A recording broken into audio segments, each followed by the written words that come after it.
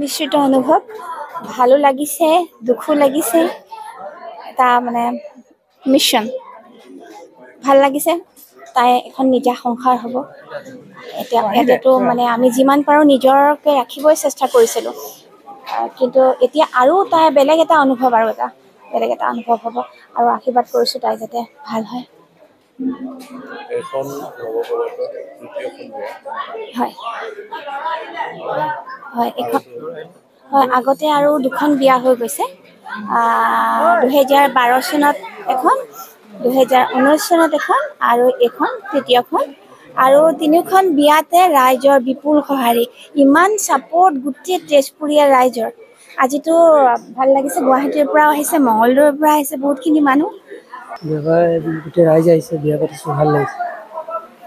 নৱপ্ৰভা বিয়া পাতিছে ভাল লাগিছে সব ৰাইজ আহিছে ভাল লাগিছে আগৰ চিনাকি নেকি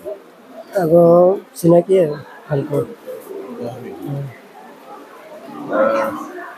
শিশু গৃহৰ পৰা নৱপ্ৰভা শিশু গৃহৰ পৰা